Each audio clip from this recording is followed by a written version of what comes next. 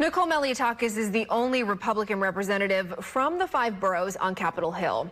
She was sworn into the House of Representatives in January after unseating first-term Democrat Max Rose. Our Kevin Frey caught up with the Congresswoman to talk about her first 6 months in Washington. Everybody stay down! Get down! It was a first week unlike any other. Rioters storming the U.S. Capitol building.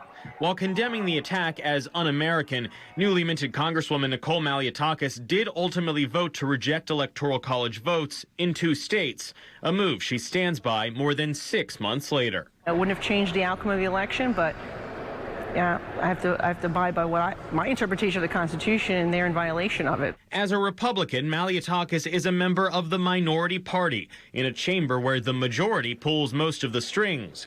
Malliotakis says it's a role she's not unfamiliar with after her time in the state assembly.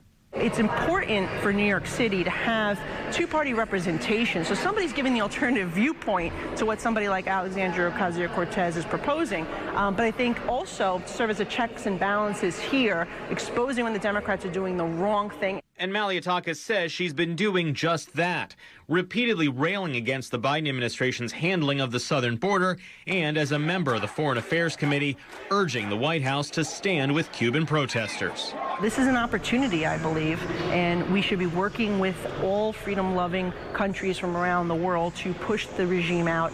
According to data compiled by the website 538, Malliotakis has voted against President Biden roughly 81% of the time, opposing a commission to investigate the January 6th attack, various gun control measures, and the Democrats' $1.9 trillion COVID relief package. But she has broken ranks with Republicans, for example, joining mainly with Democrats to reauthorize the Violence Against Women Act. Legislatively, she has introduced roughly a dozen bills, including a measure tapping the brakes on congestion pricing in Manhattan, saying she's concerned it would hurt Staten Island. We want an economic impact study to take place to see how it will affect commuters, small businesses in the surrounding area. On the subject of transportation, Malliotakis suggested her district could benefit from investments in infrastructure and transit, but she withheld any commitments one way or the other on that pending piece of bipartisan legislation over in the Senate, wanting to see the final details.